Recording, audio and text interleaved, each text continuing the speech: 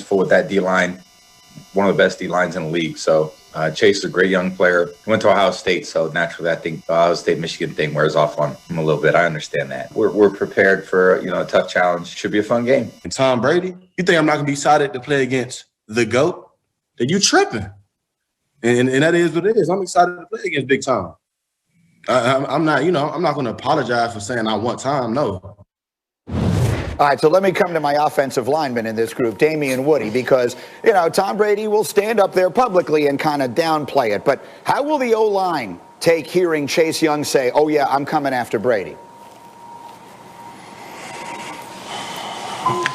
Oh, man, Greeny, we take a lot of pride in that, man. The young buck out here talking a lot of trash, to the GOAT and Tom Brady. So, those boys along the front, they got their hands full this time, because we know the Washington football team got 4 first-round picks along that defensive line, but those guys are a powerful unit. They're going to get after those guys.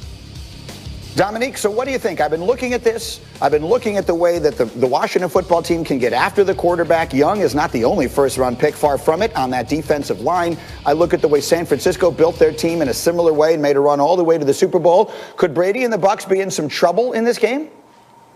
Nope, absolutely not. Nope. It's not because the defense isn't good. Montez Sweat is great. Payne is great. And Chase Young, obviously great. The defense is playing exceptionally well right now, particularly towards the end of games. However, the problem is on the other side of the ball. I can't imagine a scenario where Washington is able to score enough points. I don't really see them putting up 20, 28, 35 points, which I think you're going to need to be able to knock Tom Brady off. So, especially since Alex Smith has been turning the ball over as of late, and they're probably going to end up turning to Taylor Heineke at some point in this game. And no disrespect to Taylor Heineke, but he's not going to be able to outscore Tom Brady along with all those weapons he has on offense. So, nah. It doesn't seem that I get the Taylor Heineke part of it, but when you got a defense led by guys named Payne and Sweat, it feels to me like you at least have some semblance of a chance. Chef, and Chase. What are you thinking here? It's been such an interesting year for the Buccaneers, and maybe that should have been expected. But after their bye, the last 4 games, they didn't play a winning team, but they've looked much better. What sense are you getting of the confidence level coming out of Tampa?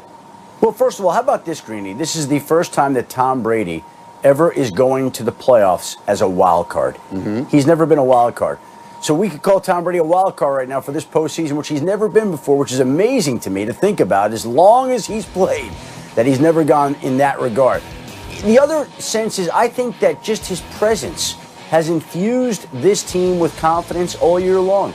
And I think when they get to the postseason, there's probably even more confidence knowing that they've got a guy at the helm who's won 6 Super Bowl titles. Now, Mike Evans was not at practice on Tuesday or Wednesday, which is not a good sign for his availability on Saturday night. But this is exactly why they went out and signed a guy like Antonio Brown. So now you line up Chris Godwin and Antonio Brown and Scotty Miller and Rob Gronkowski, and you're still loaded even though you could be without one of your top offensive players. And so I just think that they turn to Brady and they say, show us the way. I know you've never been to the wild card round, but we've never been to the playoffs, period. Mm-hmm. So take us to the promised land. Yeah, and we'll get through some of those injuries in just a moment. So, Nick, let me spin it the other direction then. You're very unenthusiastic about Washington's chances. Let's switch it to the other side. How about the Buccaneers as the team with the best chance to go into Lambeau Field and knock Aaron Rodgers out of these playoffs? Do you think Tom Brady has a potentially another Super Bowl run in him?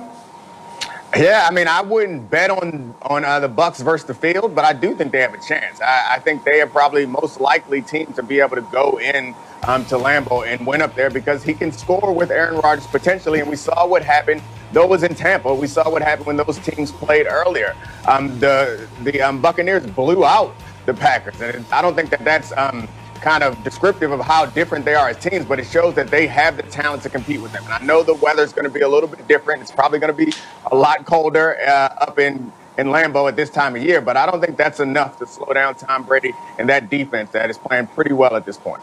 Depending on how this weekend's games go, that could happen next week. We could be looking next weekend at that matchup between Brady and Rodgers in Lambeau, but there's a long way to go before we get to that. Meanwhile, Shefty, let's run the hurry up here through some injury situations starting in L.A. What is the latest with Jared Goff?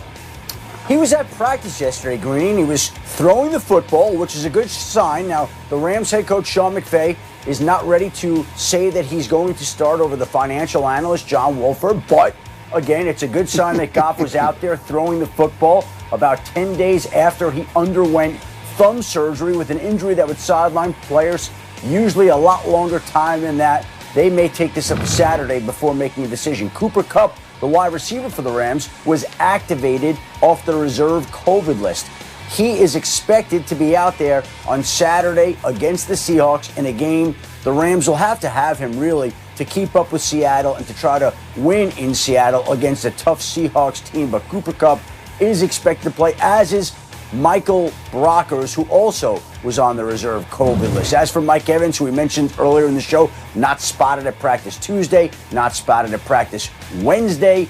That's not a good sign with that left knee injury in terms of his availability for Saturday night. Again, that short week probably doesn't help the situation any, with Tampa playing on a Saturday night after he went down on this play Sunday with the injury. We'll see if somehow Mike Evans can find his way back. I think that they feel fortunate, frankly, that his season didn't end. He's day-to-day, but it doesn't look promising for him this weekend.